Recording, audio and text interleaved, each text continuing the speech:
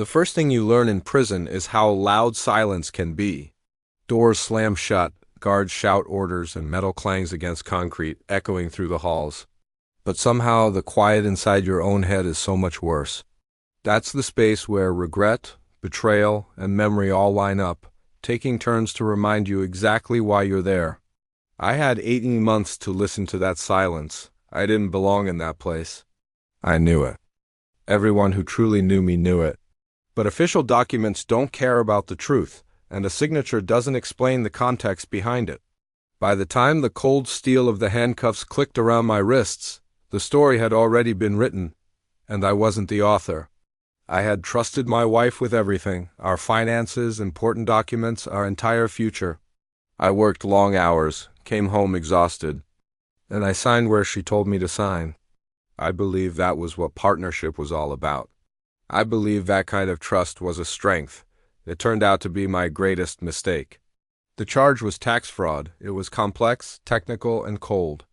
The kind of crime that doesn't need malicious intent, only what they call negligence. On paper, the case looked airtight.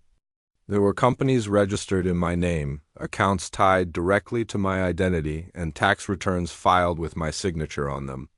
I learned very quickly that your innocence is fragile when the evidence against you looks so perfectly organized. She cried in court. She held my hand tight and told the judge she stood by me, her loving husband. A few rows behind her, her lover sat with a concerned look on his face, pretending to be a supportive colleague. I didn't understand it then. I didn't realize the performance wasn't for me, it was for the system. When the judge handed down the sentence 18 months, I felt something inside me snap. It wasn't anger, not at first. It was a cold, sharp understanding. I had been sacrificed. Cleanly and efficiently by the two people who needed someone else to carry the weight of their guilt. Prison strips your life down to its bare essentials. It's all about routines. Wake up, head count. I got a job in the prison library, mostly because I just wanted some quiet. Books don't lie unless someone intentionally writes lies into them. I started helping other inmates with their paperwork, their appeals, and letters to families who had already given up on them. And every single month, like clockwork, a guard would slide a form across the counter toward me. It was a visitor request. Her name was always there. Sometimes she was listed alone. Sometimes she was listed with him. And every single time I checked the same box. Denied. After a while, the guard stopped asking me why. I think they understood. When someone puts you behind bars and then asks for your forgiveness on their schedule, that forgiveness stops being about healing. It becomes just another form of manipulation. I didn't want their apologies. I didn't need their explanations. All I wanted was distance. Distance was the only thing I had any control over anymore. The only visitor I ever accepted was my daughter. She came once a month, sitting across from me with a forced smile and brave, sad eyes. She never asked me why her mother did what she did. She didn't have to. She already knew. While I was serving my time, they were living freely. My house was sold, my bank accounts were drained, they moved in together. They took vacations, driving cars that were paid for with money that had briefly passed through an account in my name before disappearing offshore. The sheer injustice of it all sat in my chest like a lead weight, but anger wasn't useful inside those walls.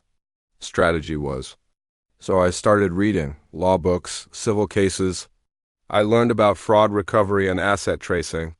I learned the crucial difference between criminal punishment and civil accountability.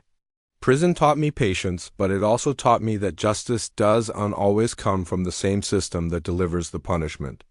About halfway through my sentence, my lawyer came to visit with some news.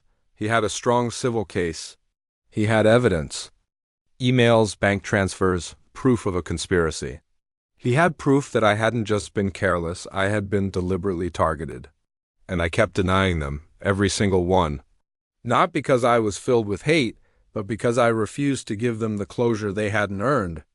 They wanted to feel forgiven without ever having to repair what they had so completely broken. I owed them nothing.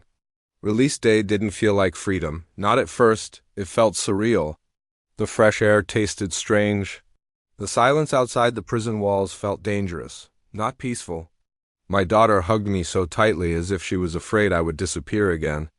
My mother cried harder than I did. I didn't go home because there was no home left to go to. I started rebuilding my life quietly. I found a small apartment, bought some simple furniture, and focused on each day as it came. The civil trial happened faster than I expected. The evidence was stacked high against them. The truth I've learned doesn't need to shout. It just accumulates, piece by piece. When I saw her in the courtroom, she looked smaller. Not defeated, but exposed. There's a big difference. He wouldn't even look at me. I testified just once. I was calm, direct, and stuck to the facts. I didn't need anyone's sympathy. I just needed accuracy. My daughter testified too, and that's when something in the room broke. Hearing a child explain such a deep betrayal without any outward emotion is more powerful than any lawyer's closing argument.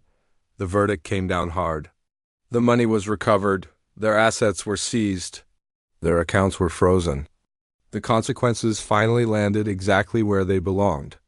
It didn't give me back those 18 months. It didn't erase all the nights I spent staring at a concrete ceiling. But it gave me my name back. After it was all over, she tried to reach out again. There were letters and messages sent through her lawyers. She wanted to talk for closure. I said no, closure isn't a conversation, it's a decision you make for yourself. I don't hate her. Hate would mean she still occupies space in my life, and she doesn't. What she did shape me, but it no longer defines me. Prison took my time. The betrayal took my trust. But walking away with my dignity intact gave me something much stronger than both of those things. It gave me clarity. Some people think forgiveness is strength, and sometimes it is. But sometimes real strength is knowing when silence is the only and final answer. Thanks for listening to my story. If you've ever felt wronged or misunderstood, know that the truth has a way of coming out. Don't forget to subscribe for more stories about resilience and finding justice.